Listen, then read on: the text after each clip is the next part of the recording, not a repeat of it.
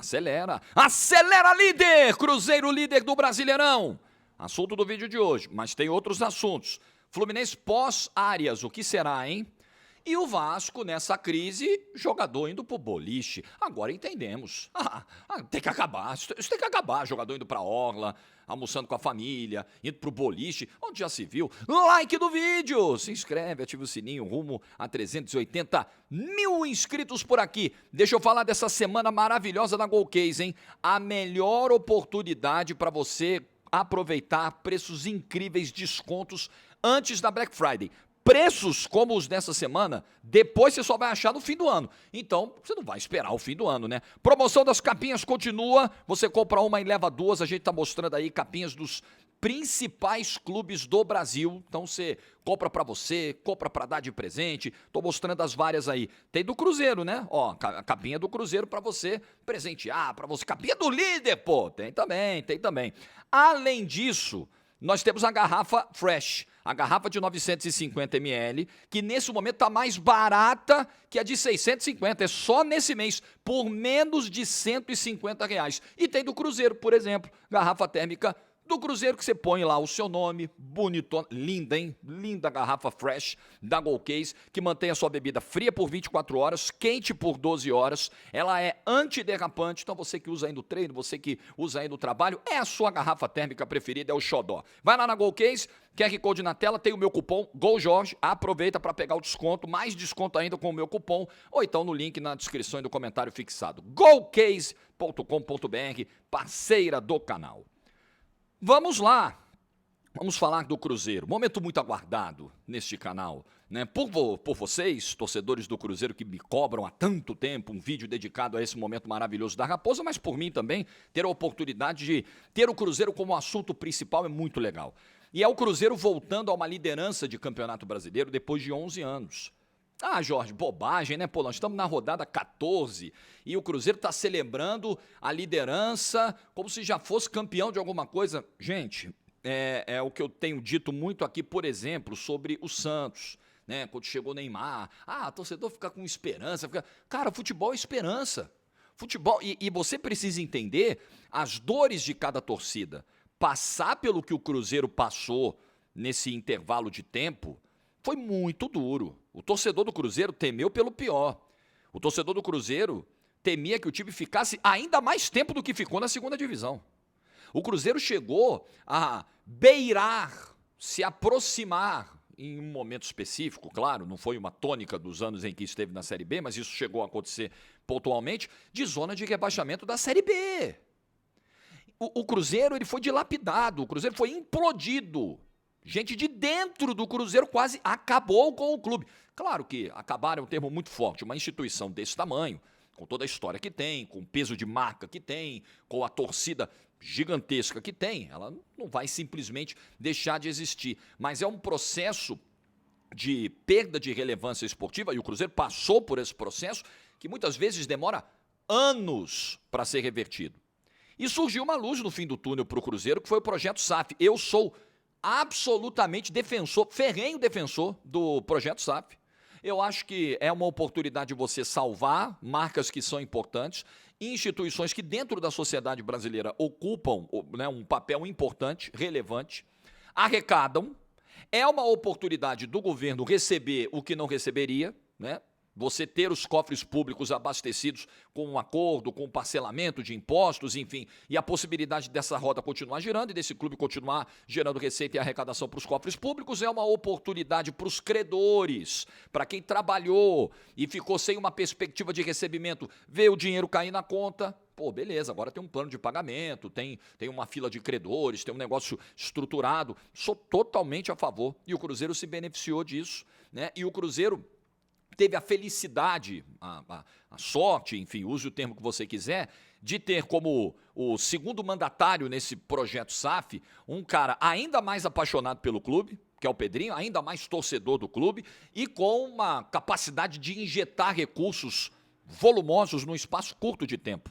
Então, que bom que isso aconteceu para o Cruzeiro e veja como o futebol brasileiro se beneficia. Quando a gente vê um Cruzeiro recuperado, quando a gente vê um Botafogo recuperado, isso é bom para o futebol brasileiro. Quando a gente vê um Palmeiras e um Flamengo se estruturando como se estruturaram, é ótimo para o futebol brasileiro. Quando a gente vê o Vasco na penúria que está, é péssimo. É um clube grande a menos, disputando, sendo relevante, engrandecendo a competição, aumentando, melhorando o nível da competição. Quando a gente vê um Santos bater uma Série B, quando a gente vê um São Paulo se arrastando do jeito que está hoje, quando a gente vê um Corinthians com dívida batendo quase 3 bilhões, isso é ruim para o futebol brasileiro. As nossas grandes marcas são muito importantes e ver o Cruzeiro onde estava era terrível pro futebol brasileiro. Com todo respeito, assim, é muito legal a gente ver um trabalho emergente como o do Cuiabá, que ficou alguns anos na primeira divisão, um Atlético Goianiense que, fazia das tripas coração para não cair. É muito legal ver um Atlético Paranaense ganhar competição internacional e tudo, agora está amargando uma Série B, ver um Vitória ali se manter na primeira divisão a duras penas. Mas com todo respeito, assim, ver uma marca como o Cruzeiro, né, forte, é ainda mais legal para o futebol brasileiro. É uma máquina de arrecadação, de audiência, de história, é um clube com história, é um clube multicampeão. Então hoje é para o cruzeirense mesmo botar a camisa, estufar o peito. O Cruzeiro voltou, cara. O Cruzeiro está de volta. Se o Cruzeiro vai ser campeão brasileiro esse ano, da Copa do Brasil, não faço a menor ideia. Acho que nesse momento o Cruzeiro se você pegar as equipes do G6 do Campeonato Brasileiro, eu acho que o Cruzeiro é a mais sólida nesse momento. Não tem as melhores peças, talvez, se você for comparar elenco, né? O Palmeiras gastou muito nesse ano, o Botafogo gastou demais também nesse ano, o Flamengo nem se fala, para mim é o melhor elenco da América do Sul, mas em consistência de modelo de jogo, hoje o Cruzeiro é a melhor equipe dentro desse G6. Aliás, o Cruzeiro pegou essa galera aí, ó, ganhou do Flamengo, que é o vice-líder, ganhou do Bahia, que é o quarto colocado, ganhou do Palmeiras, que é o quinto colocado, ganhou do Fluminense, que era sexto colocado, agora caiu para sétimo na rodada. Empatou com o Atlético Mineiro, que é sétimo colocado nesse momento, então, e perdeu para o Red Bull Bragantino em Bragança 1-0, uma vitória apertada do Red Bull, ok, dentro de Bragança Paulista. A campanha do Cruzeiro é muito sólida, ela é construída. Eu citei aqui algumas vitórias, o Cruzeiro tem 9. Eu citei aqui vitórias contra Flamengo, Bahia, Palmeiras e Fluminense. Praticamente metade das vitórias do Cruzeiro até aqui, vitórias que o levaram à liderança do campeonato, foram diante das equipes do G6, ou do G8, se a gente ampliar um pouquinho o escopo. Ele vai pegar em breve o Botafogo, né? Daqui a algumas rodadas, é um pouquinho mais para frente. Mas ele está se garantindo contra essa galera do topo. Cruzeiro é o primeiro time a atingir 30 pontos, é o time com mais vitórias no campeonato, é o time com o artilheiro do campeonato e é um time onde, por exemplo, tem uma ausência, né? Tem que entrar um menino de 16 anos lá, lateral esquerdo. O Kaique está suspenso. Aí vai jogar o Cauã Prates. Cara, 16 anos, né? É muita responsabilidade. O moleque vai ter que segurar o Arias. Para muitos, o melhor ou um dos melhores jogadores do último Mundial de Clubes. O moleque vai ter que se virar quando o Soteldo cair para cima dele. E o moleque entra e o time vai bem. E quando ele sai na metade do segundo tempo, o time piora. Mas veja, um garoto de 16 anos, que o Diniz observou lá atrás e tal, Maracanã, cheio, despedida do Arias, Fluminense embalado. Amigo, o moleque entra, mas sabe por que isso acontece? Porque é o que a gente sempre fala aqui, pelo menos é o meu entendimento, meu humilde entendimento, sem querer ser dono da verdade de nada, mas eu vejo futebol dessa forma, é o coletivo que potencializa individualidade. Então, um coletivo desajustado pega o jogador, eu gosto muito de dar esse exemplo, pega um jogador nota 7 e acaba transformando ele numa nota 4. Aí você fala, não é isso tudo. Mas vai ver o funcionamento coletivo se não está minando o futebol do cara.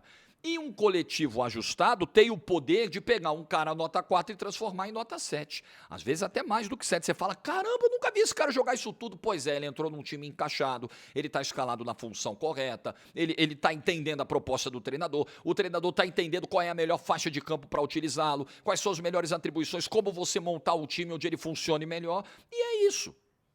E esse é o segredo do Cruzeiro. É um coletivo que funciona muito bem. É uma defesa que se comporta muito bem. E ontem, Fabrício Bruno e Vidalba foram muito bem contra as investidas do Fluminense, que abusou bastante de jogo aéreo. O Fluminense cruzou, estava vendo os números do Flash Score, 42 bolas para a área do Cruzeiro. E o Fluminense nem tem gente de tanta estatura assim no ataque, mas daqui a pouquinho eu falo mais especificamente do Fluminense. Mas se comportou muito bem, o Kaique muito bem, o Fagner fez uma bela partida, um sistema defensivo sem questionamentos. E jogadores na frente que estão resolvendo. O Matheus Pereira participa das 2 jogadas. Aliás, 3, né? Porque a jogada que origina o escanteio do gol do Fabrício Bruno é um chute do Matheus Pereira, que o Fábio espalma, o Matheus Pereira bate o escanteio, cabeça do Fabrício Bruno. E a segunda jogada é o Fagner roubando a bola, servindo o Matheus, que rola rasteiro para o Caio Jorge. Então, é gente que resolve na frente, é o Caio Jorge confiante, artilheiro do campeonato, precisa ver se ele vai continuar ou não, ele... Ontem meio que deixou em aberto, né, essa coisa aí do futuro, falou, a diretoria sabe o que vai fazer, né, parece que o Zenit aí anda meio de olho, ele tem contrato até 2029, né, 25 milhões de euros seria um valor que o Cruzeiro entenderia ali como ideal, né, para uma venda do Caio Jorge. Seria muito ruim perder o Caio Jorge, eu acho que o Pedrinho, aí é preciso ver. Eu acho que é muito mais a cabeça do Caio Jorge, assim, o desejo do Caio Jorge. Porque o Arias, por exemplo, ele quer ir. E tá indo embora porque ele já avisou o Fluminense, eu quero ir embora. Ele falou lá nos Estados Unidos e quando o Fluminense representou do Brasil, ele falou de novo, eu quero ir, quero jogar a Premier League, eu tô com 28 anos, né? Pode ser minha última oportunidade e tal. É preciso ver se o Caio Jorge quer, é preciso entender. Tem Rússia na parada, acho que Leverkusen também eu tô fazendo uma sondagem, é preciso ver qual é o desejo do Caio Jorge. O Caio Jorge bateu a Europa recentemente e a coisa não decolou muito lá, né, na Juventus. Mas também preciso ver se o Cruzeiro tem fôlego, e eu acho que tem. Eu acho que esse é o menor dos problemas para resistir a uma investida como essa. Acho que pelo Pedrinho, sim, segurar pelo menos até o fim do ano, cara. O Cruzeiro tem uma perspectiva real de ser campeão nessa temporada. Tem uma chance real, clara de ser campeão nessa temporada. E você percebe que o Caio Jorge, eu acompanhei muito do Caio Jorge, do Santos e tal, cheguei a narrar alguma coisa dele lá na Europa. Você percebe como confiança é um fator, assim, muito importante, né, cara? O encaixe coletivo e a confiança. Você vê nitidamente o Caio Jorge extremamente confiante para fazer as jogadas que faz. Para arrancar para cima dos zagueiros. Teve um lance do primeiro tempo que ele pega a bola, tem 3, cara, tem 3 ao redor do Caio Jorge, e ele vai na explosão, vai na linha de fundo, tenta achar alguém no meio da área, defesa corta. Confiança lá em cima, nível técnico excelente. Não à toa, ele tem 3 gols de vantagem para quem vem logo atrás na artilharia do Campeonato Brasileiro. Ele está isolado, ele está surfando. São 14 rodadas, ele tem 12 gols. Né? Isso dá quase um gol por rodada no Campeonato Brasileiro. Confiança lá no alto. Hoje, vamos pegar os camisas 9, aí a gente tem que entrar nessa discussão, né? Porque a gente fala muito, Pedro, tá nesse limbo aí com a comissão técnica do Flamengo. O que a gente fala? Yuri Alberto, né, tá se recuperando aí, mas de fato vem numa temporada legal, já tinha feito a temporada passada muito boa. Que mais? Aí você vai olhar o Verratti, num time complicado como o Vasco, ele tenta fazer o que ele faz lá, o Igor Jesus já foi embora, o Cano não vive um grande ano no Fluminense. Cara, o Caio Jorge é o artilheiro do Campeonato Brasileiro. Na hora que você vai falar, os camisas 9 que atuam no futebol brasileiro, como que você vai ignorar um cara como o Caio Jorge? Como que você vai deixar ele fora de uma lista? E se o Ancelotti olhar para os 9 aqui do Brasil e tal? Pô, ele tem que olhar para o Caio Jorge, o artilheiro do Campeonato Brasileiro. E jogando no nível que ele está jogando.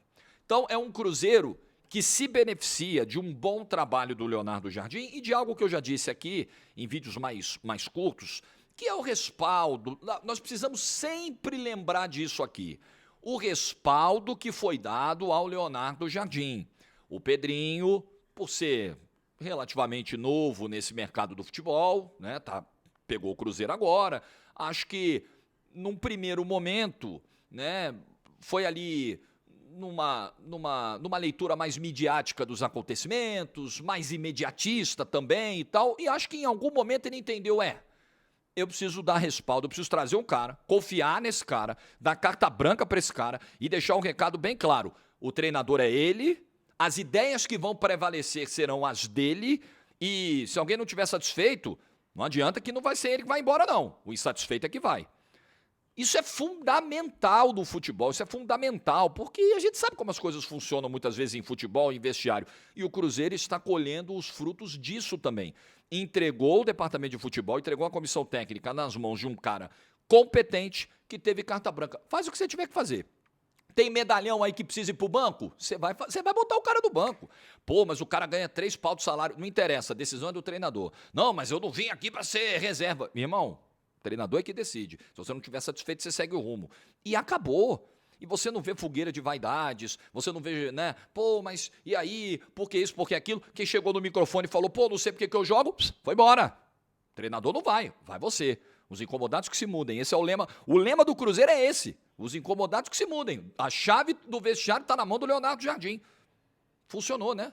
Parece que funcionou. O Cruzeiro joga hoje um futebol organizado, muda a peça, não muda o jeito de jogar. Todo mundo entende o que tem que fazer. O time é equilibradíssimo. Ontem, por exemplo, o Fluminense teve posse no primeiro tempo, teve imposição no campo de ataque e não sabia o que fazer com a bola. O Cruzeiro finalizando muito menos, chegando muito menos. 2 gols em 5 minutos, ganhou o jogo. E na hora que precisou se defender do segundo tempo, acho que foi uma pressão demasiada que o Cruzeiro levou no segundo tempo. Acho que esse é um alerta, né? Saber sofrer.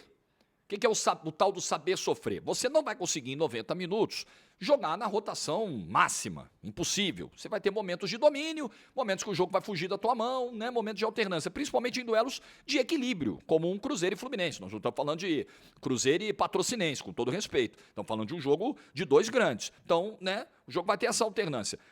O problema é que não foi uma alternância assim, foi um tempo inteiro de jogo onde o Cruzeiro foi empurrado para trás. O Serna entrou, começou a dar trabalho, o Arias foi para o meio, as jogadas foram surgindo, 2 bolas na trave, né? E aí a coisa apertou. O Cássio tendo que trabalhar, e aí a coisa apertou. Não pode ser tão prolongado o período de, entre aspas, sofrimento. O Cruzeiro se comportou bem dentro do sofrimento, é que não precisava sofrer tanto, era tentar manter essa bola um pouco mais à frente, sair um pouco de trás. O Cruzeiro não conseguiu fazer o segundo tempo, mas a dupla de zaga trabalhou bem, os laterais se defenderam bem, o Cássio deu conta e um pouquinho de sorte também com 2 bolas na trave. Mas é um alerta, né? É muito difícil você resistir a um tempo tão grande. Como o Fluminense, como o Cruzeiro já tinha aberto uma vantagem de 2 gols, isso deixou o jogo num estado de tensão, mas ainda assim um pouco menos dramático, porque eram 2 gols. Tomasse um, ainda estava com a vitória. Então é um pontinho aí de atenção, não pode acontecer por tanto tempo, né? Como aconteceu por mais de 45 minutos ontem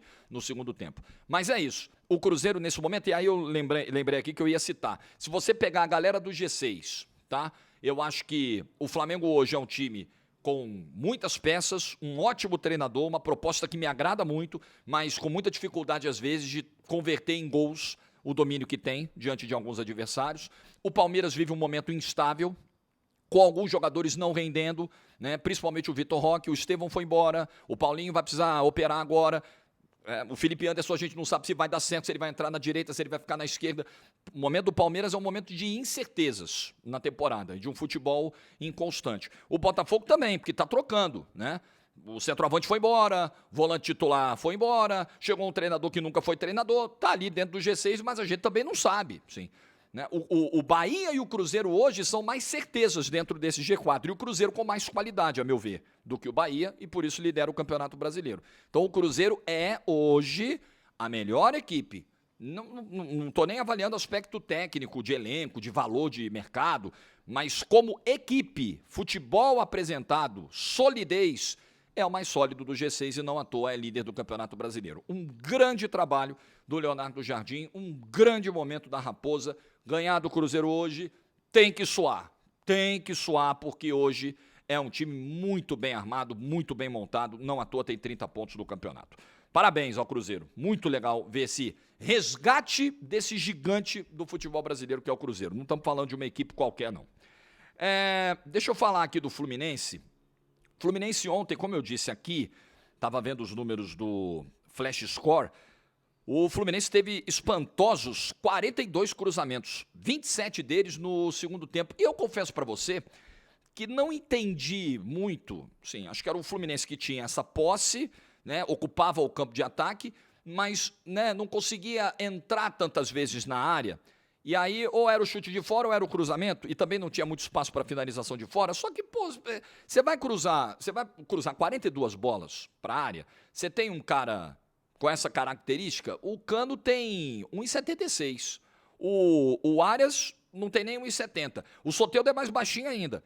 Então ficou um negócio assim, sem efetividade, né? O Fluminense cresce a partir do segundo tempo. O Fluminense começa bem, mas sem, né, criar tanto assim. Toma os 2 gols, né? O primeiro gol é uma perda de bola do Martinelli, né, que acaba que acaba gerando tudo aquilo. E depois o gol da puxada do Matheus Pereira pro Caio Jorge, tem um erro de passe do Freitas no início da jogada. Então o Fluminense também foi castigado pelos seus erros com a bola do pé, cedendo a bola para um Cruzeiro que aproveitou, apertou a marcação quando percebeu o vacilo, foi lá e foi muito eficiente e fez 2 gols. E aí no segundo tempo, que faz o jogo mudar um pouquinho, é a entrada do Serna. O Serna entra muito bem pelo lado direito, né? E depois que o Cauã sai, o menino sai, entra o William na lateral esquerda, aí foi um abraço, aí passou por cima, e o William teve muita dificuldade jogando pelo outro lado, jogando pelo lado esquerdo. O Arias melhora quando ele vai por dentro, fica mais solto em campo, consegue se aproximar mais da área, consegue ocupar mais o campo, aparecer mais para o jogo, chamar mais o jogo. E aí a defesa do Cruzeiro se comportou bem, o Cássio salvou quando tinha que salvar, a trave 2 vezes, né? Mas era uma pressão muito grande do Fluminense. Péssimo resultado, mas um segundo tempo que faz o torcedor do Fluminense se animar. Fala, pô, né? O Fluminense foi agressivo, contundente, aqui não deu tempo de reagir porque pagou um preço muito alto pelos 2 gols que tomou no primeiro tempo. Mas foi um Fluminense que fez o líder do campeonato sofrer muito durante um tempo inteiro, durante metade do jogo. Isso é relevante. Pô, João, mas não adiantou nada. Perdeu o jogo 2-0. É verdade. É aquele típico jogo que você vai vendo, se tiver mais meia hora, o Cruzeiro não toma o gol. O Fluminense não consegue. Aí a bola vai... Aí o Lima manda uma na trave, aí você fala... Aí o Freitas manda uma na trave, você fala, hoje não é o dia. Hoje não é o dia. Mas o segundo tempo do Fluminense é bom, eu diria muito bom. Agora, pós-Arias, o que será? Domingo já tem Fla-Flu. E o Arias foi embora. Você não vai, evidentemente, não à toa, o Fluminense não queria vender, porque você não vai encontrar com tanta facilidade assim no mercado um jogador como o Arias. E custando o que custou na época, né? Foi barato o Arias e agora está saindo por mais de 20 milhões de euros, 22 milhões de euros. O Fluminense conseguiu melhorar um pouquinho, não só o valor que o Wolverhampton ofereceu inicialmente, quanto até o próprio percentual que ele vai receber num acordo lá com o Patriota da Colômbia. Você não acha? Você não acha um jogador desse nível de importância. O Arias, ele sim, ele sai na condição de um dos ídolos da história do Fluminense. Ele é campeão de Libertadores da América, faz um grande Mundial, é importante nos estaduais que o Fluminense ganhou. Ele sai com um carinho muito grande, com um nível de futebol assim destoante dentro do futebol brasileiro. Não à toa ele está indo bater Premier League. Então é uma reposição difícil, é um baque, sem dúvida. Eu acho que o Fluminense tem 2 baques para administrar nesse semestre e que não são leves, viu? Primeiro é a própria perda do Arias. Eu acho que claramente você perde o cara que gera as suas melhores chances ofensivas. Então você já não tem o teu centroavante vivendo uma grande fase, fazendo um grande ano. Você perde o teu principal nome de ataque, que gera as oportunidades que caem no pé do Cano e dos outros jogadores do ataque do Fluminense. Como é que você vai fazer, né, para atacar daqui para frente? Como é que você vai se estruturar do meio para frente? Com 3 dias depois já tendo um Fla-Flu. É difícil. E o outro desafio para o Fluminense é o seguinte. Eu tenho falado sobre isso desde a Copa do Mundo de Clubes. Enquanto algumas equipes descansaram no último mês, o Fluminense jogou uma maratona de partidas na Copa do Mundo, lá nos Estados Unidos, com viagens longas, com temperaturas altas, e agora ele volta para um calendário irresponsável que vai mantê-lo em atividade pelo menos até o dia 21 de dezembro. Eu acho que é um ponto, e o Fluminense não pode... E aí, quanto mais jogador perde, quanto mais profundidade de elenco perde, pior fica para suportar o desgaste que o segundo semestre vai gerar para o Fluminense. Então, é um ponto, sim, de atenção para o Fluminense até o fim do ano. Eu estava pegando aqui a quantidade de jogos que o Fluminense ainda tem na temporada. No Campeonato Brasileiro, o Fluminense tem 12 jogos disputados até agora, porque ele tem partidas a menos. E ele ainda tem Sul-Americana para pegar o vencedor do Bahia, ou de Bahia e América de Cali. E ele ainda tem Copa do Brasil, ele vai ter o confronto agora contra o Internacional, começando agora do finalzinho de julho. Então, até o fim do ano, 4, 5, 6, 7, 8, 9, 10, 11, 12, 13, 14, 15, 16, 17, 18, 19, 20. Isso ele foi eliminado agora, né? 21, 22, 23, 24, 25, 26, 27, 28. Já estou aqui com 28 jogos. Se o Fluminense cair agora da Copa do Brasil e da Sul-Americana, ele terá 28 jogos até o fim do ano, até o dia 21 de dezembro. Se ele for avançando nessas competições, esse número pode beirar aí os 40 jogos. Até o fim do ano. 40 jogos, por aí, 35 a 40 jogos, imagino que o Fluminense fará. É muita coisa. É muita coisa numa competição que não perdoa. Então, o Fluminense tem que achar rápido uma resposta para o Arias e tem que sobreviver, tem que fazer uma gestão de minutos muito competente até o fim do ano. Desafio duro aí pro Renato Gaúcho, além da pressão, né? Ah, pô, não foi o melhor time brasileiro do Mundial? Joga só isso, volta pro Campeonato Brasileiro e perde dentro de casa, né? Tem que conviver com isso. As pessoas precisam entender que um campeonato de 7 jogos, uma Copa que dura um mês, ela é muito específica, né? É um encaixe, é uma estratégia que funciona num jogo que você repete no outro, a coisa vai embalando. O campeonato de pontos corridos tem uma lógica totalmente diferente, não vamos gastar tempo do vídeo falando o óbvio. E para fechar, vamos falar do Clube de Regatas Vasco da Gama. Ontem à noite eu fiz um vídeo sobre os protestos no Esporte Clube do Recife. Você pode ver esse vídeo aqui no canal, onde eu mostrava lá o cidadão que pegou no peito do Pablo, na gola do Pablo, falando: nós estamos de olho em vocês, nós não vamos dar paz para vocês, aqui tem um monte de cara com antecedente criminal. Nossa, que bonito, né? Outro dia a gente viu fulano caminhando na orla, onde já se viu, nós vamos atrás, nós vamos pegar. Ontem conseguiram piorar isso, tá? Esse argumento de que o jogador não pode fazer nada na derrota, ele ganha um item a mais de absurdo durante o protesto da organizada do Vasco ontem no CT Moacir Barbosa. Eles foram conversar. Não, nós viemos aqui para conversar. Eu esqueci de falar isso no vídeo de ontem e deixei para falar hoje aqui. A gente precisa... Vocês já foram ao dicionário? Vamos lá, eu vou ao dicionário aqui. Vocês já foram ao dicionário perceber qual é a definição da palavra pacífico? Porque a Polícia Militar de Pernambuco soltou uma nota sobre o protesto lá no esporte, dizendo: não, foi um protesto pacífico. Você vai no dicionário, pacífico é que expressa paz, tranquilidade, concórdia, que não discute ou aceita sem discutir ou contestar. Isso é uma discussão pacífica, que busca alcançar a paz. Definição no dicionário, dá um Google aí que você acha. Nada disso a gente tem visto nesses protestos. Não é porque o protesto não tem agressão física que ele é pacífico. Isso precisa estar pacificado. Esse entendimento precisa estar consolidado. Ah, não, protesto pacífico. Pacífico? Você diz que você ameaça o cara. Você diz que vai pegar o cara, que o cara não vai ter paz, que se ele estiver na rua, a organizada vai pra cima. Isso é pacífico aonde? Aonde? Então precisamos mudar consideravelmente essa definição, ok? Teve nada de pacífico o protesto do esporte. Só não teve porrada. O resto teve. Intimidação, coação, ameaça. Ora, violência psicológica. Porra, pacífico. Pacífico uma ova. Pacífico é você vai na arquibancada, bota uma faixa.